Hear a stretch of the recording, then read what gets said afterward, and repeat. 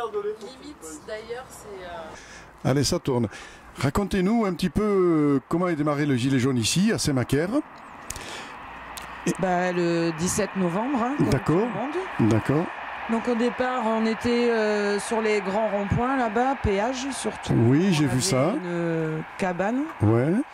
Et puis le 19, quand il a fallu dégager tous les ronds-points, Ah, d'accord. nous avons cherché un autre point Lieu. et nous avons trouvé ici, D'accord, qui est un lieu privé. qui est un lieu privé, en accord avec le proprio. On a réussi à pouvoir... Oui, qui n'est pas constructible, c'est pour ça que vous avez pu... Non. D'accord. Non, et puis on a construit et on a occupé les lieux Ça fait combien de mois que vous êtes là? depuis le 19 décembre. Ah oui, quand même, 19 décembre 2018. Voilà, on a commencé un peu, puis comme Ouais. on a énormément de gens qui sont sans logement, D'accord. on s'occupe des jeunes Ouais. qui sont complètement sortis du système et qu'on aide à se réinsérer. Mhm. Donc nous avons fait cuisine, dortoir.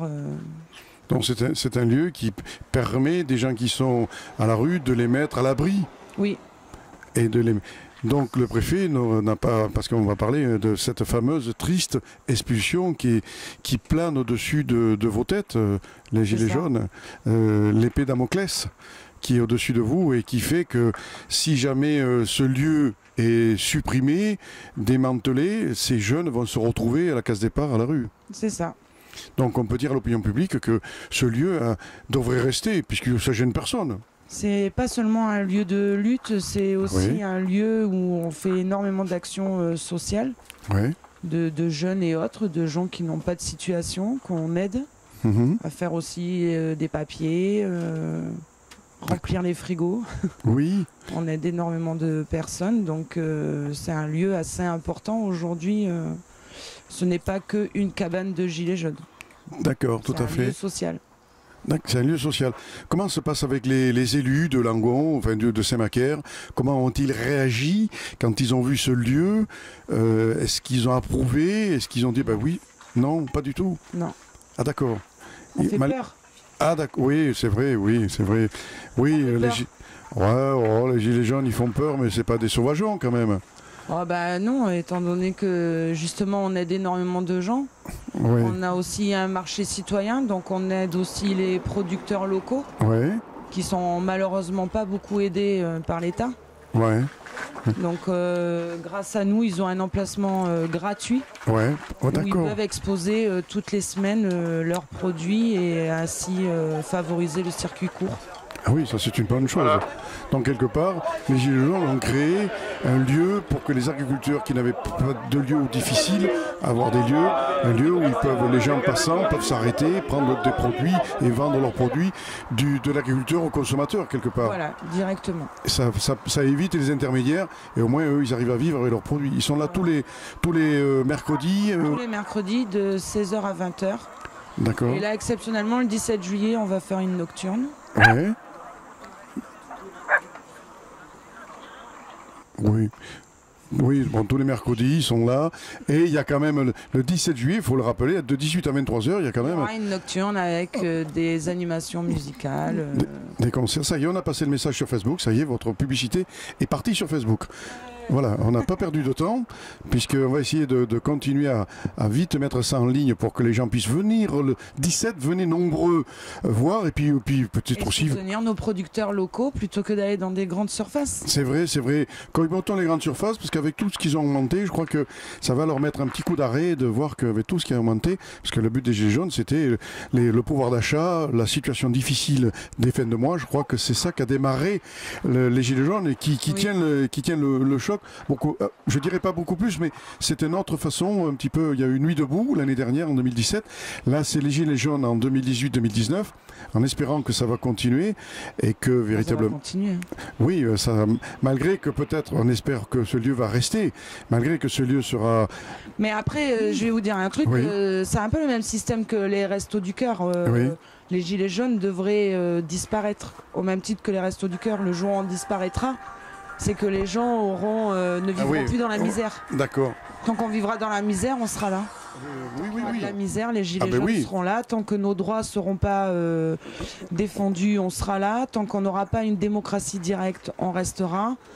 Donc après, le but, c'est pas qu'on perdure des années. Oui, bien sûr. C'est qu'on gagne notre combat et qu'on arrive enfin à vivre décemment de nos salaires. Oui, tout à fait. Il y a les pompiers qui seront vendredi. Ils seront en place Péberlan. Voilà, ils seront en place Péberlan et je crois que le mouvement est bien parti. Les gilets jaunes y seront aussi. Oui, c'est bien. Ils soivent dans les mouvements. Ils sont là. C'est bien et après il faut aussi prendre. Nous, les gilets jaunes, on se bat pour toutes les causes. Oui, bien sûr. Donc pompiers, urgentistes, ils sont tous dans le même panier. On se bat tous pour le même gâteau en fait. C'est des problèmes de salaire, c'est des problèmes d'équipement, c'est des problèmes de tout dans tous les corps de métier. On est tous des gilets jaunes. Tout à fait. On est absolument, à part celui qui touche super bien sa vie, mais tout le reste c'est que des gilets jaunes. Même les pompiers, les urgentistes, les producteurs, les entrepreneurs, tout le monde est gilet jaune. Donc notre rôle est aussi d'être dans les manifs d'autres luttes parce que c'est aussi nos luttes, c'est nos revendications gilets jaunes, c'est ça. C'est la même chose que les pompiers et les urgentistes. C'est la même colère. C'est la même colère. Donc actuellement, on veut, nous, une convergence des luttes et on est les premiers, les gilets jaunes, à réclamer cette convergence que les syndiqués, que les pompiers, les urgentistes, les entrepreneurs, les producteurs, tout le monde vienne. On a exactement les mêmes revendications. C'est ce qu'on avait demandé en 2017, convergence des luttes, qui est difficile à mettre en place. C'est pas facile. Les syndicats ont leur façon de voir les choses, leur politique à eux, les gilets jaunes ont leur politique, les autres veulent pas se mélanger parce que si, parce que là. Je crois que c'est difficile, mais je pense qu'on peut y arriver. C'est difficile, mais on va y arriver parce qu'on va pas lâcher l'affaire. Et puis que on est tous dans le même bateau et que le problème, il est là, il est pour tout le monde. Actuellement, le gouvernement d'aujourd'hui, il est grave pour tout le monde. Ce qui se passe aujourd'hui, ça peut plus durer. Ça ne peut plus durer. Des personnes âgées qui font les poubelles, de plus en plus d'SDF dans les rues, des jeunes qui sont déscolarisés pour qui on ne fait rien, qu'on laisse les parents mettre à la rue, parce que nous on en a récupéré, des jeunes que les parents mettent à la rue. Que fait la justice et que font les assistantes sociales en fait? Qu'est-ce qui se passe? Qu'est-ce qui se passe aujourd'hui dans notre société? C'est là-dessus que met le doigt les gilets jaunes. Tout à fait. Mais c'est grave. Oui. On arrive là aujourd'hui, c'est... Est-ce qu'on peut dire que vous êtes le seul endroit où cet endroit reste? Parce qu'il y a d'autres endroits où ça a été supprimé. Il y a plein de ronds-points qui ont été supprimés. Vous êtes encore symboliquement encore ancré dans ce rond-point, si je puis dire. Alors après, je pense que nous, on a une chance déjà, c'est qu'on est reculé. Oui. On est dans la campagne. Oui, voilà. Il faut savoir que dans la campagne, il y a énormément de gens qui souffrent. On a besoin de notre voiture ici. On ne peut rien faire sans notre voiture. On n'a pas beaucoup de transport. Donc déjà, ici, on n'est plus touché. On a plus d'une centaine de personnes qui, justement, de ce fait-là, tournent autour de la cabane. Donc c'est beaucoup plus facile de la tenir que dans les centres-villes où ils sont moins mobilisés. Tout à fait. D'où on est, et puis on est tenace. Oui. À Saint-Macaire, on est tenace. Oui, je vois ça, là, vous êtes assez nombreux, ça se relaye. Depuis le mois de novembre qu'on se côtoie tous, et je pense qu'aujourd'hui, on est devenu une grande famille, au-delà j'allais lâcher le mot. Ce qui peut se passer. On vient de milieux différents, de tout différent. Il y a des gens, peut-être que j'aurais jamais parlé dans la rue, mais là, aujourd'hui, c'est mes frères, c'est mes sœurs. Oui. Réouverture de dialogue, réouverture de discussion entre les gens. Ça fait penser à une certaine époque où on n'avait pas la télévision, où on était devant une cheminée et on se parlait les uns aux autres. Ça, on l'avait un peu perdu. Et ça, les gilets jaunes, on l'a retrouvé. En espérant que vous ne le perdrez pas, vous allez le garder. Non, je pense pas qu'on va le perdre. On restera amis, je pense. On restera amis au-delà des gilets jaunes. Donc pour l'instant... c'est en attente, quoi. Bon. Mais vous n'avez pas reçu de papier du tribunal pour vous donner un délai d'évacuation? Non, pas encore. Donc tant qu'ils n'ont pas donné ça... en cours avec un huissier. Mais là, c'est Guillaume qui en parlera mieux que moi. D'accord. Ils ont réussi à trouver un moyen de faire pression sur le propriétaire. D'accord. Un moyen de pression pour lui forcer à nous expulser. D'accord. Il vient seulement d'ouvrir l'affaire. Ouais. Et lui, il est obligé de le faire parce que s'il ne le fait pas, il va manger. Ah bon? Oui. Je vais pas donner des détails de pourquoi. Oui, d'accord. Donc, du coup, c'est en commencement, quoi. Il y a l'huissier, il a saisi un huissier pour constater le squat. Notre avocat va être saisi et à partir de là, il y aura une défense entre avocat et avocat de. Voilà. Comme c'est une affaire civile, théoriquement, le procureur il a rien à regarder. Mais il va mettre quand même la pression pour que ça avance. Assez vite. D'accord. Nous, le but du jeu, c'est de gagner un max de temps. D'accord. Après, éviter les frais de justice aussi. Bon voilà, on verra bien, il y a des décisions à prendre mais c'est pas encore vraiment acté à 100% puisqu'on n'a pas toutes les billes. D'accord. Voilà. Concernant les frais de justice, il faudrait qu'ils les étalent sur le nombre de personnes ou on ne sait pas. C'est difficile. Le problème c'est que les frais de justice principaux c'est le propriétaire qui va les avoir. Ah oui d'accord. Par rapport à l'huissier. Ouais, mais il est quand même, c'est les propriétaires de son terrain, il peut faire ce qu'il veut quand même. Si la liberté il l'a plus, sur son propre terrain. Disons que s'il le fait pas et s'il monte pas patte blanche, il risque gros quoi. Voilà. S'il ne montre pas patte blanche. Ouais, c'est-à-dire qu'il ne montre pas qu'il vraiment nous expulse, il risque énormément quoi. Qu'est-ce qu'il peut risquer c'est une construction illégale. Donc là c'est de la correctionnelle, c'est délictuel, enfin voilà. Mais s'il n'a plus le droit de faire ce qu'il veut sur son terrain, ça devient grave. Enfin, à mon avis, hein. Moi, je sais pas. Malheureusement, c'est un peu comme ça. Ici, on est en zone inondable. Ah oui, d'accord. Zone naturelle. Bah, ça n'a jamais été inondé. Le règlement de l'urbanisme, clairement, c'est 0 m², 0. Voilà. Ah oui, d'accord, Il joue sur le truc inondable pour dire attention, vous risquez de vous noyer, vous fournir les bouées de sauvetage. C'est ça, c'est en plein août, on ne sait jamais si la Garonne déborde. On ne sait jamais. Bon. Surtout qu'on n'a pas vu l'eau ici depuis 30 ans, je crois, donc clairement, ça risque quand même. D'accord. Non, mais après, c'est une zone où il y a un PPRI. Ah ouais, d'accord, il joue sur tous les plans pour éviter. Bon. Et en plus, pour l'instant, c'est que le poste de 95 qui est valide parce qu'il n'y a pas de PLU ici, donc là, c'est des détails un peu techniques, mais il n'y a toujours pas de PLU de validé. D'accord. Et dans ce poste-là, ici, c'était une zone naturelle, donc inconstructible de par nature, quoi. Ah, d'accord. Voilà. Donc le propriétaire, il peut même pas le vendre, si il peut le vendre. Si, il peut le vendre. Mais en fait, en plus, il est envisagé, il faudrait qu'il arrive à négocier, à découper le terrain. Le problème, c'est que sur le terrain, en fait, sur la même parcelle cadastrale, il y a aussi la maison là-haut. D'accord. Voilà. D'accord. Donc vous en êtes là, vous êtes pour l'instant en attente d'avoir tous les éléments, que toutes les pièces soient réunies pour dire ça y est, on a toutes les pièces, l'huissier arrive, c'est bon, on démonte à la maison, on la met ailleurs. Ah non, ça va même plus prendre de temps que ça va être des significations, enfin des assignations à jugement. À partir de là, on peut saisir notre avocat, l'avocat lui oui, voilà. Ouais, vous allez pouvoir faire traîner à longueur. Et après, il y aura les jugements et significations, et en plus derrière, il y a quand même des délais à gagner, donc bon. Oui. Bon, ça va être. Ça, c'est des décisions à prendre tous ensemble. D'accord.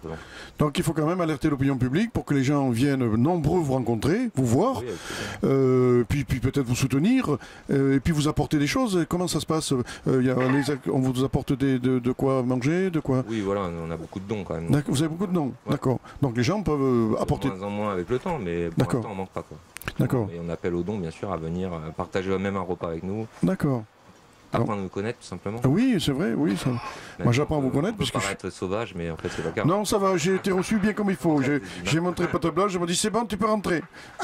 Non, je plaisante, je fais de l'humour. Mais voilà, c'est super sympa.